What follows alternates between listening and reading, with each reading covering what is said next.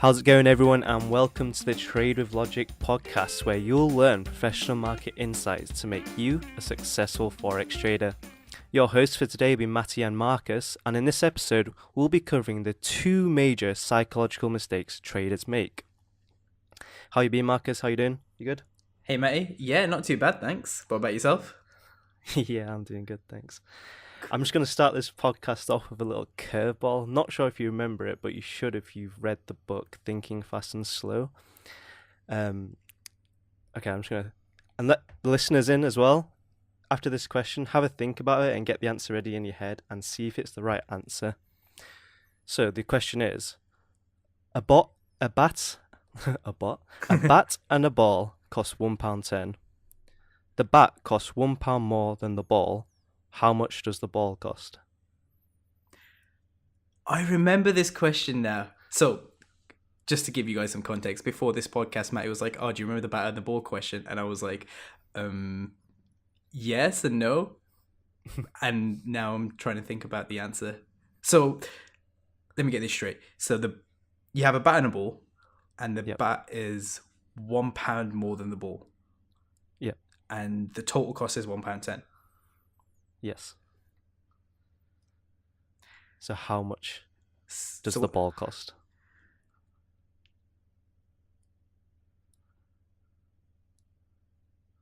Right. I know the answer. But I know what the listeners are going to say because I remember my first answer. Yeah. So if it's your first time listening to this, like a little mind trick, then a lot of you'll be thinking the ball costs 10p. And actually, the answer is the ball costs 5p. Because if the ball costs 10p, then the bat would cost £1.10 because it's £1 more than 10, which would equal £1.20p. But if the ball costs 5p and the bat costs £1.5p, then the total is £1.10p. And it's just a little... Go on, sorry. Yeah, I was going to say, you know what's crazy? Even after hearing the answer, if you don't sit down and think about it, your mind's still telling you that you're wrong and it's the ball's 10p. Hearing that the ball is 5p, if you don't switch your mind on, you're still thinking, what the hell is he on about? The ball's obviously 10p. But yeah, carry on. It's crazy. Yeah, and it just goes to show like these little factors in your brain which you don't really know that's happening. You know, in Daniel Kenyon's book, it goes over it as System 1 and System 2, where one part of the brain is intuitive, quick thinking, and the other part is really cool, cognitive, and technical. That's true. And it's not really taught in school, but there's a lot of, psychological tests that have been proven that this type of stuff happens. And in trading, there's a bunch of psychological and cognitive errors which traders fall for. And understanding that they're falling for this is really important, I think. What about you? Yeah, the points you made there quite good, to be honest. It's like this bat and ball scenario, I think is brilliant for traders to sort of look at and realize that what you think is correct on the face of it could actually be completely wrong. So until you give it that thorough thought, then even when someone, even if it's like sitting right in front of your face, like in this scenario, the answer, you even told us the answer, but it's hard for the brain to process because it doesn't make sense immediately. That same scenario happens when you're looking at a chart. It could be really obvious that what you're looking at or the information that you're looking at isn't actually what it seems to be, but at the time when you're looking at it, you think it's your brain makes up sort of what's there. That's what I've found. And there was actually a guy who did a TED talk. I forgot his name now, and he was talking about how 80% of the things that we actually see is made up by the eyes. It's all in it. 80% is sort of an illusion in a sense, and that's because the brain just fills in gaps. So it only processes a small amount of information and then fills in the gaps so you can get around your daily life. Because if you had to process every single detail that your eyes are seeing all the time, you'd get tired like within a second. So what it does is it just processes the main bits and fills in the rest with what it should be there based on your experiences. It's quite crazy, actually. So if you're walking around your room and stuff, and sometimes, you know, you just know things are there, it's because you've already experienced the environment. It's kind of that sort of stuff intrigues me a lot because it's quite easy in trading to misinterpret things, and then you come back to it, and you 2 days later, 3 days later, and you're like, wow, what was I thinking? Clearly, that was an error. But at the time, I was 100% belief that I was correct in making the decision. It's kind of interesting. Bat and ball scenario, IRL application. That's it. And it just goes to show, like, if you're aware of these problems and then you address them as quickly as possible, or you have contingencies in place to address them, it can really get you ahead, not just in trading, but in other decision-making aspects in life. It's all links, really. Your exogenous decisions, or exogenous, or outside, or any decisions outside of your actual trading heavily impact your trading. You know, me and Matty spoke about it before, how he goes gym a lot and how the psychological benefits of being in that routine of going gym heavily basically sway the decision making during the periods where he's working in a better sense, not in a worse sense. And when you're in a sort of routine outside of that, your routine inside of your work environment dramatically increases. It's just another thing on how psychology's, in terms of your work basis, isn't subject to that period. It's your whole lifestyle which determines your success in anything, I guess, in any sort of industry. That's sport, whether it's snooker, poker, trading. You know, the story is coherent through everybody's sort of outlook when you read about it. The top of the game. It's their whole lifestyle that's quite on it, not just the profession that they're trying to succeed. Yeah, that's very true. I think we'll just jump into the two major points that we want to discuss, and the first one is confirmation bias. And what this is, it's basically a cognitive bias, and it involves you favoring information that confirms whatever you already believed, whatever you already had a bias for in the past. It just confirms it. Any new information is confirmed. So let's say you had a random belief that right-handed people are more superior than left-handed people. You're just going to find information and data to confirm that, and you're going to ignore data that is saying that's not true, that's completely stupid. And people do not realize that they are ignoring these facts that are right in front of them. Yeah, that's quite an interesting one to me. Confirmation bias. I see it everywhere. You know when you approach someone and they have an opinion of something, and you can show them the other side of that opinion, but nobody initially is willing to listen to the other side's opinion. What they're thinking is how to protect their own. And I think that stems from confirmation bias.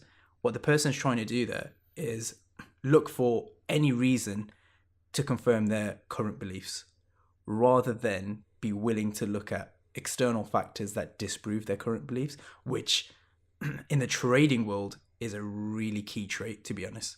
You don't want to have that confidence that your beliefs are like 100% correct, because if you do, it can be really dangerous. You need some sort of confidence, but not overconfidence, really fine line. And confirmation bias, from what you've outlined, is kind of a hidden killer in a sense. For sure. Definitely in the beginner's stage of retail trading, everyone falls for it. They're already falling for it in day-to-day activities. And with the misinformation in the market already, these retail traders are coming up with all bunch of confirmation biases that are just false. And yeah, do you know what it is as well? Short-term sort of sample sizes, it pushes that confirmation bias. So an example could be, you're trading, and over the past 3 days, you have a 99% success rate out of your 10 trades or 20 trades or whatever. Well, 99% can't exist on 20 trades, but for example, you over 10 trades, you got 9 of them right. Whatever system you used to gain those rewards, you're in full belief that it works if you haven't backtested it, and all you've got is that sample to go off. In your mind, it's really hard not to believe it doesn't work, because 9 out of 10 times you've been correct in the past few days. that can really mess with you in terms of confirmation bias, because what happens is now whatever method you use to achieve those results, you're attached to them. And then when they stop working, you still believe that there's the initial idea that you were doing, there's something that you're not doing now to replicate what you did then, when it could be the exact same thing. So for example, let's say you're using, I don't know, stochastics, a stochastic crossover, a typical retail trader sort of technical indicator, right? And you were waiting for stochastics to be at the top before you enter a position, and you did that and you got 90% success rate over the past 3 days. And then the next 3 days, you seem to lose, let's say, 70% of the trades. So you're still profitable. But what happens is you start to look for things that you were doing wrong to confirm your initial idea of what you were using. So you still believe that you're confirming the idea that stochastics work, but then you're basically biased towards what you were doing then.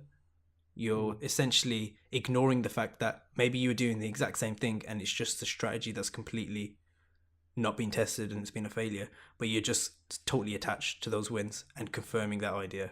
Hey, this strategy is a 90% success rate strategy, and what I'm doing now, I just made some mistakes. I made a mistake, if that makes sense. I hear that so much. Oh, I just made a mistake. I didn't do it properly. Stuff like that when the strategy starts performing on its negative variance cycles.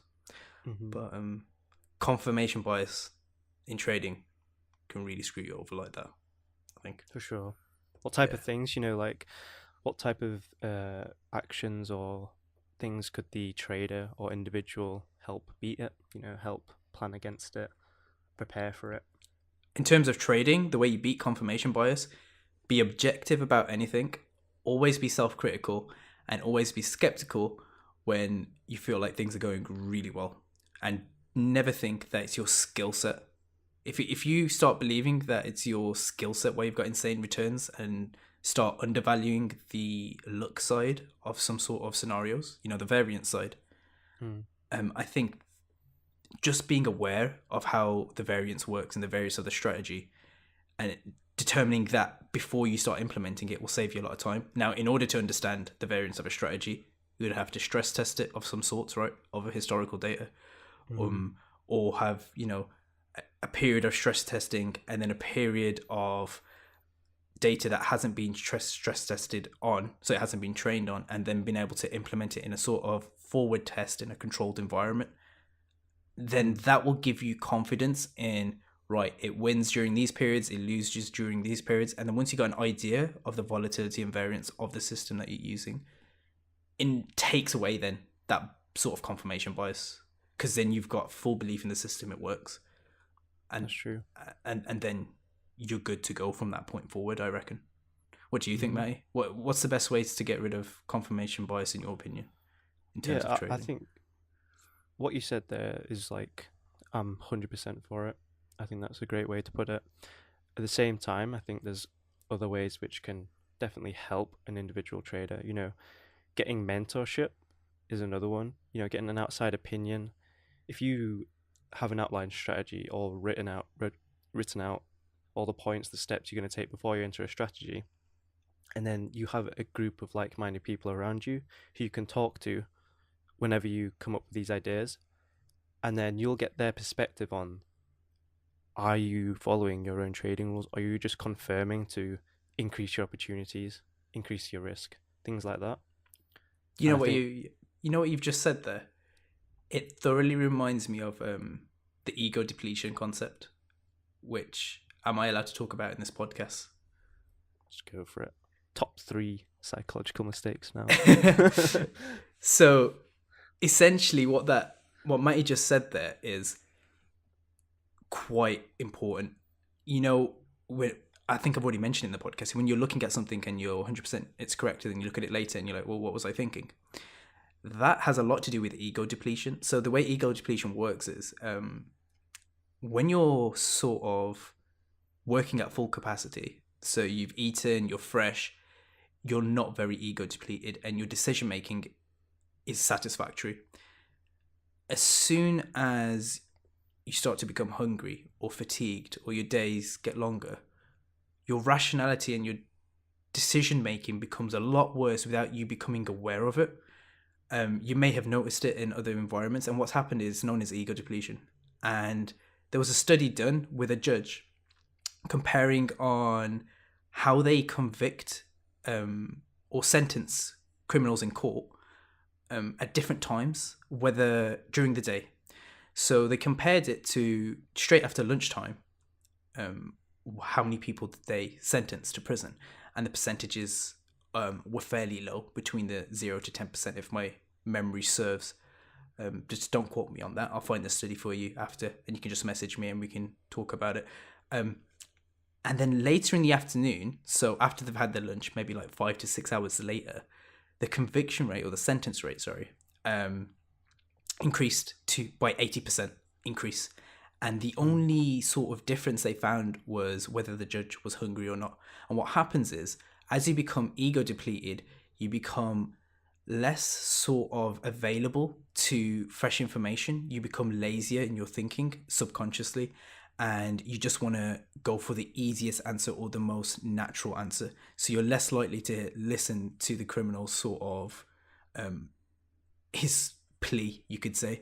And then as the judge, he's just going to go to the default answer because he's ego depleted, and his sort of rationality and decision making becomes a lot worse during those points. That same concept can be drawn across into the trading industry to any field that you're in. When you're hungry, your decisions become bad. When you're ego depleted, which can come from any sort of fatigue, your decisions become bad. But the problem is you're not aware of it until now. Until now, hearing this, you'll be like, oh, I'm tired. I should probably not make decisions during this time, which is what many of the top CEOs live by, making few decisions during a day. I think Bezos only makes 3 decisions in a day, like for his company. I think that's right, mate. Is it 3 decisions? Yeah, I think that's right. He quoted that.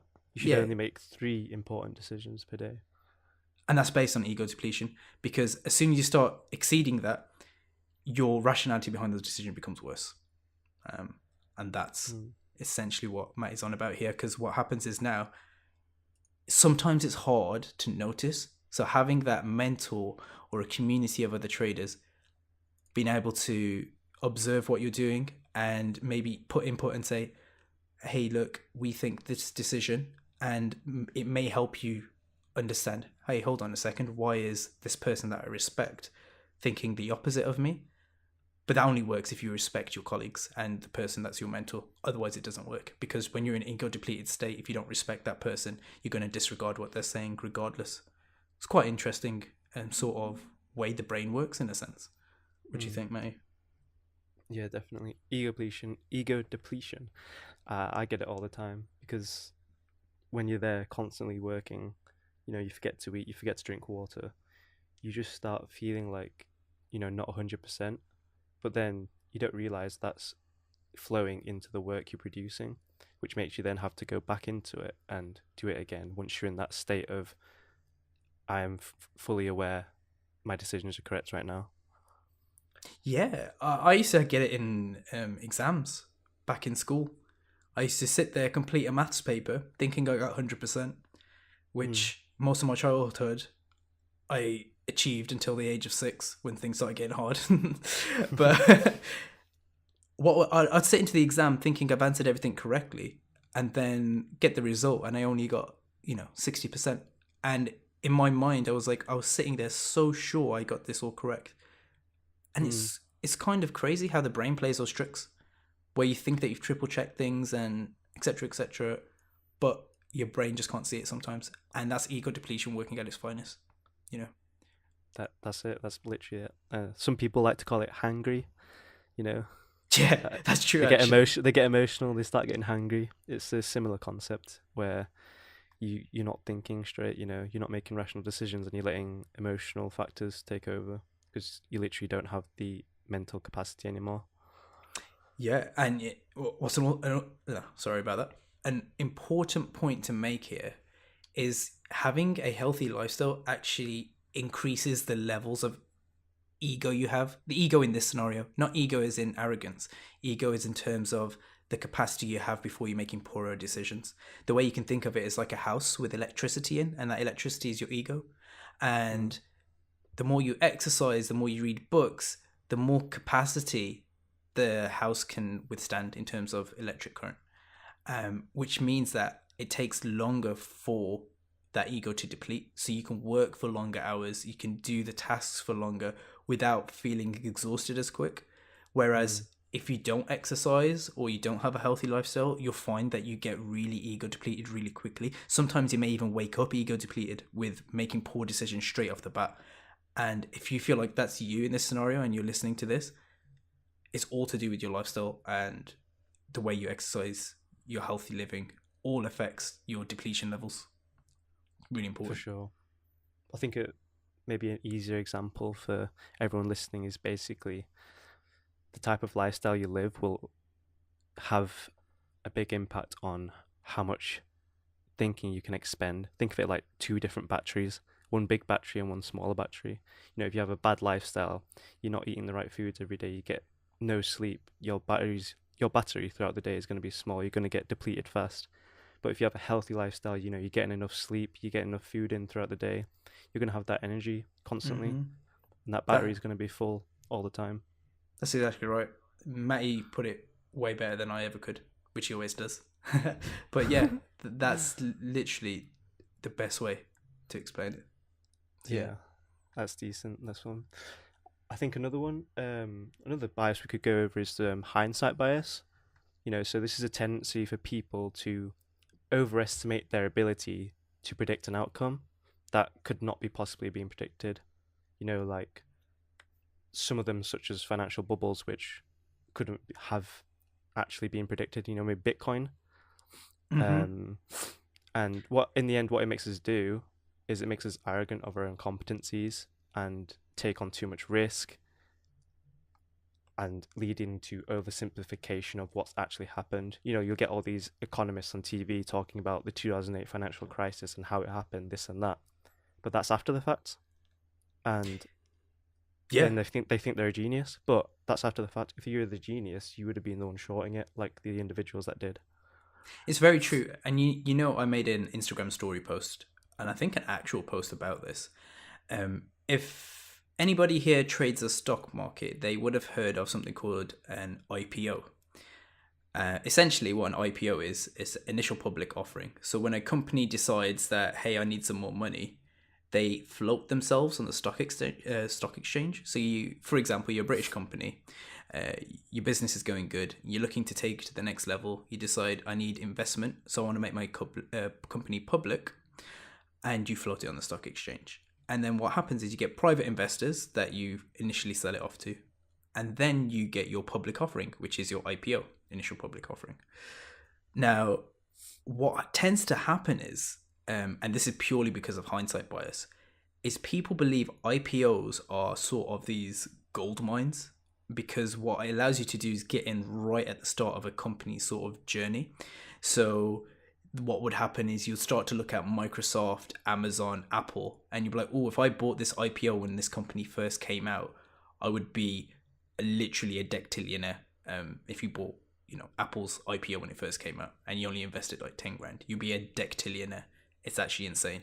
And what happens is now people believe, due to hindsight bias, ignoring the millions or thousands probably more realistic, of companies that listed on the stock exchange that literally drop. I think it's 80% of companies within the first 3 years of listing, whatever they list the value of their shares at drops within the first 3 years. 80% of IPOs this is. They disregard that information and believe that they can call the next Amazon or call the next Facebook. And it's purely because that they think they know what Amazon or Facebook or Apple were like when they listed as a company. And they're like, yeah, I could have called that. So they start investing in this super high risk overconfidence, like Matty was saying, due to that sort of hindsight. I've seen the future of this company, Apple. I'm living in it. And I could have called that back in the day. So you know what? I'm just going to invest in a whole bunch of IPOs now. With that sort of non-proven skill set that you've given yourself, thinking that IPOs are a valid sort of resource to invest in, which is a realistic application of hindsight bias screwing you over as a investor, which, I don't know, a lot of people, if you look at social media,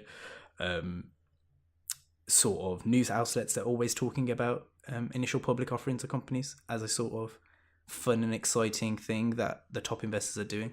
They don't really touch them. The only ones that touch them are the private investors that get in there before the public offering to literally sell their shares off when it's listed to the public, so they have liquidity to make money because they've obviously bought it at lower than the public offering price. So it's a crazy world. I think the IPO example is a pretty good way to put it. It's also a little bit of survivorship bias, but we'll go into it another time. Oh, okay. But like a quick example is like I think it was in World War II. This guy called Abraham Wald. They were trying to calculate where to armor their planes, their bombing planes. Okay. And what they did is, well, what one person suggested is that they just cover up patches where most bullets were taken in the planes, right? That sounds logical, right? Oh, because that's where they were shot before, so logically you can Yeah, so expect that's it what they again. were shot before. But it doesn't take into account the fact that these are the planes that returned, and the planes that got shot down, you don't know. So in the IPO example, you have all these IPOs. The only ones you remember are going to be Microsoft, Google, Amazon, and you don't know about all these other IPOs that are out there. They're the three on top of a pyramid. And yeah, I think it's a good mix of survivorship bias and hindsight in one go. Yeah, the airplane example is a new one to me, and it puts it really nicely, to be honest. That's exactly what the IPO sort of framework, you could say, Yeah. is based off. Crazy And then world. in forex trading as well, like you're gonna look at the charts and you're gonna start saying things like, "Oh, if you take a big loss, you'll be like, oh, I should have closed my trade there. Or I should have entered at this time." And these are psychological biases that you need to account for before you say things like that. So you would take accountability of your actions. You know, you don't blame it on things like this. Yeah, accountability. I love that point. Looking at a trade and seeing where it could have gone after the fact will be the hidden killer. This comes onto another topic of over optimization, which really hurts you as a trader, which we'll probably get on in another podcast, right? But essentially, what's happening there is you're looking at your strategy and how to optimize it based on potential returns, on historical data at that point, right? Because it's after the fact. And what happens is now, a bit of the hindsight bias, a bit of over optimization is you're refining it to events that are unique to that point in time. Which means if any of you have sort of coding experience, when you over optimize something, it overfits the data and becomes too good at predicting that specific period of time that when you start using it in the future, it's practically redundant because you've overfitted it for the historical sample, and no future event is ever exactly the same as a historical one.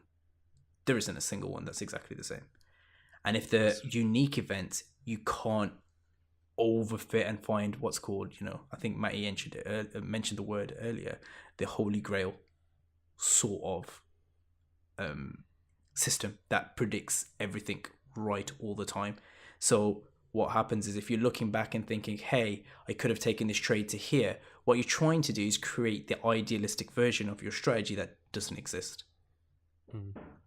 And you should be very careful when you're doing things like that, looking back in time and thinking where you could have taken it. It's good to do that and contemplate what you've done with the trade, but don't be under the impression that you could achieve that maximum reward all the time without having to take on inherent or sort of indirect risk attached to that sort of change to achieve that reward. So if that was like, hey, that position actually went 300 basis points instead of the 50 that I took it, maybe I should increase my take profit to 300 basis points.